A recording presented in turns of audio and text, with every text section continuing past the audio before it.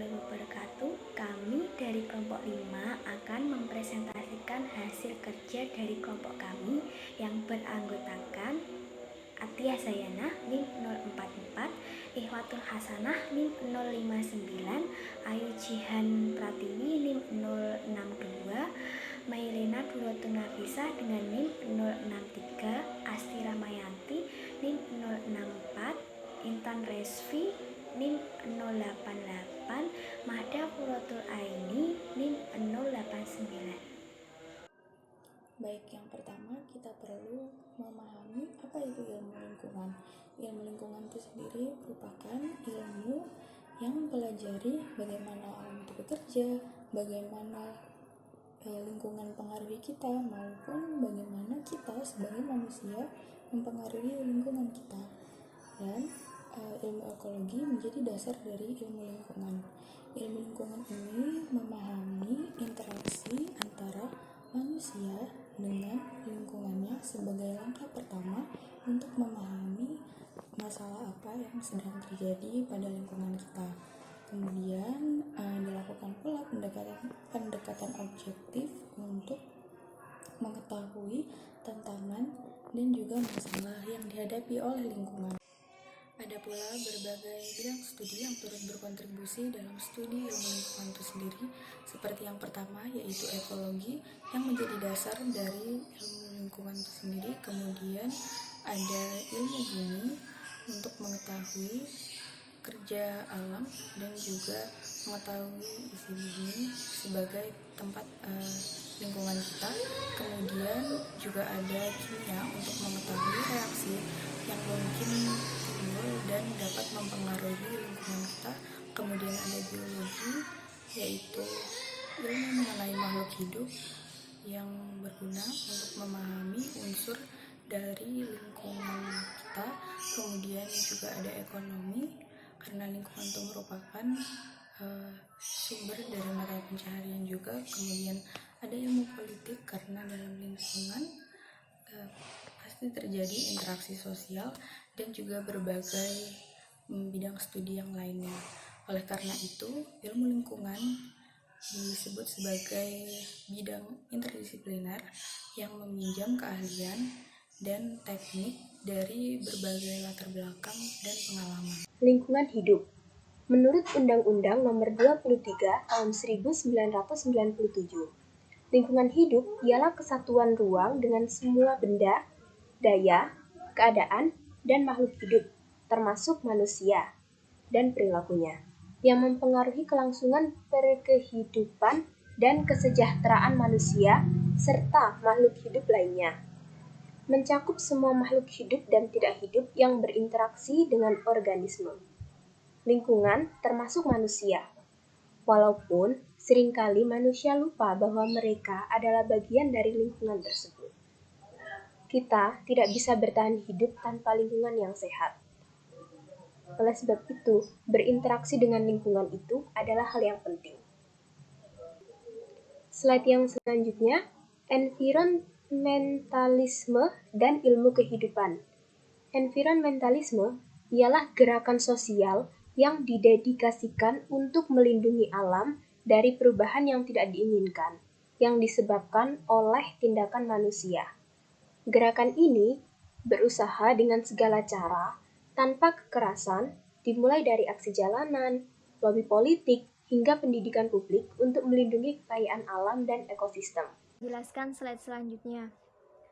Ilmuwan lingkungan berpendapat bahwa mempertahankan pendekatan objektif untuk bekerja dan mencoba menghindari bias atau preferensi yang bersifat pribadi dan tidak ilmiah. Ilmu lingkungan adalah dari sebagian banyak kelompok ilmu-ilmu yang mencoba menjelaskan bagaimana kehidupan di bumi yang dilestarikan dan apa penyebab dari persoalan lingkungan tersebut dan bagaimana cara persoalan tersebut dapat diselesaikan. Secara umum,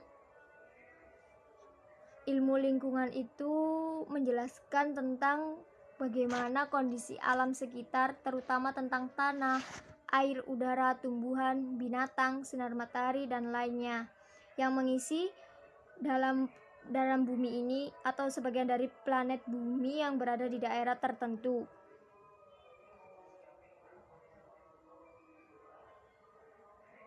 Slide selanjutnya yakni pertumbuhan populasi. Saat ini ada hampir 7 miliar jumlah penduduk manusia yang hidup di bumi.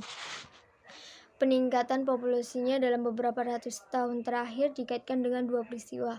Yang pertama yakni revolusi pertanian. Yang dampak dari revolusi pertanian yang pertama yakni lahan hutan sedang dibuka untuk membeli jalan bagi tanaman dan pengembalaan. Jadi para petani itu memanfaatkan lahan untuk bercocok tanam dan memberi makan dari peternakan mereka. Yang kedua yakni air digunakan secara berlebihan untuk menyiram tanaman. Jadi para petani juga bergantung pada air tersebut dan menyiram dengan banyak.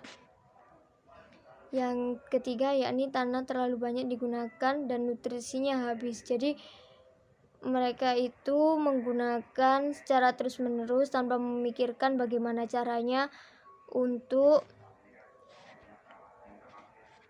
memberikan nutrisi kepada tanah tersebut agar bisa terus digunakan kembali.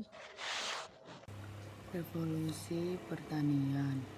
Pada sekitar 10 tahun yang lalu ada terjadinya transisi dimulai, yang dimana orang-orang mulai bercocok tanam untuk memelihara hewan peliharaan yang terdapat tinggal di desa.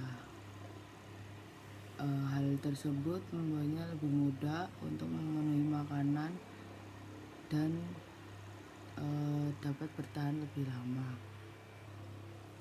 Revolusi ini juga dapat mengubah cara dan apa yang kita makan, yang dimana manusia dapat mengumpulkan benih liar dan menanamnya.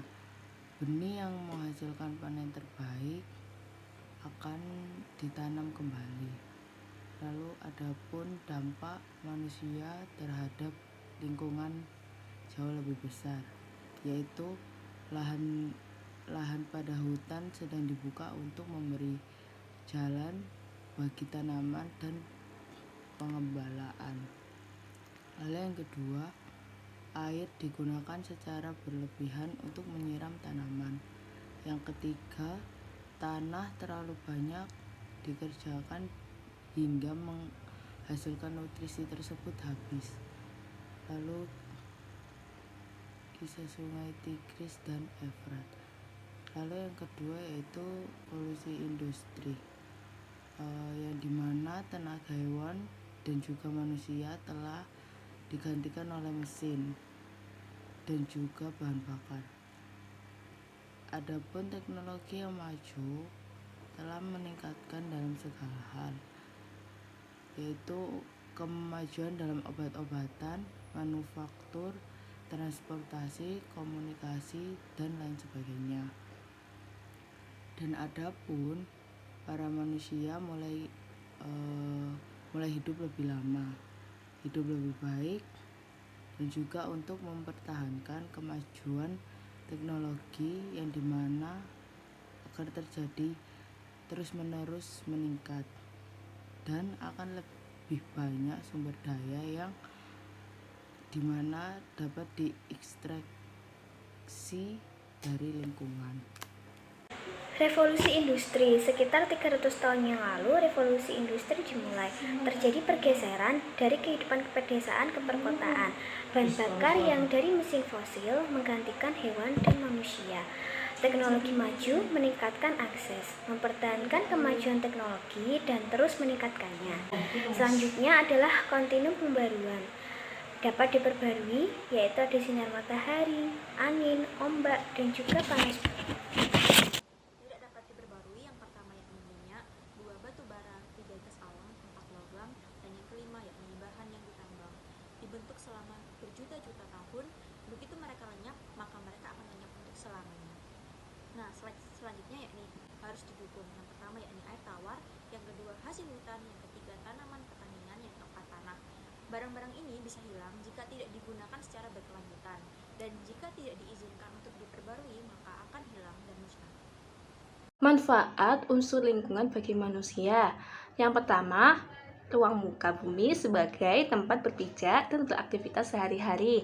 Yang kedua, tanah dapat dijadikan area lahan untuk kegiatan ekonomi seperti lahan pertanian, perkebunan, dan peternakan, aktivitas sosial lainnya. Yang ketiga, unsur udara atau oksigen sangat bermanfaat untuk bernafas manusia dan hewan. Yang keempat, komponen hewan dan tumbuhan merupakan sumber bahan makanan bagi manusia. Dan yang terakhir, sumber daya alam yang terkandung dalam lingkungan hidup dapat dimanfaatkan untuk memenuhi kebutuhan hidup sehari-hari. Yang selanjutnya ada masalah lingkungan. Pencemaran adalah suatu keadaan di mana suatu zat atau energi diintroduksikan ke dalam suatu lingkungan oleh kegiatan manusia atau oleh proses alam sendiri dalam konsentrasi sedemikian rupa, hingga menyebabkan terjadinya perubahan dalam keadaan yang mengakibatkan lingkungan itu tidak berfungsi seperti semula. Dengan meningkatnya permintaan akan sumber daya, kami melihat beberapa masalah lingkungan berkembang. Yang pertama, penipisan sumber daya alam. Yang kedua, pencemaran air, tanah, dan udara. Yang ketiga, hilangnya keanekaragaman hayati. Yang keempat, tantangan pertanian dan produksi pangan. Yang kelima, lebih dari penggunaan tanah. Slide selanjutnya yaitu solusi yang dapat dilakukan. Yang pertama, mengambil sumber daya alam secukupnya saja, tidak secara besar-besaran. Yang kedua, membuang sampah pada tempatnya. Yang ketiga, melakukan perlindungan terhadap hutan agar tidak ditebang atau diambil secara besar-besaran. Yang keempat, menempatkan industri atau pabrik di kawasan yang jauh agar lingkungan tidak tercemar.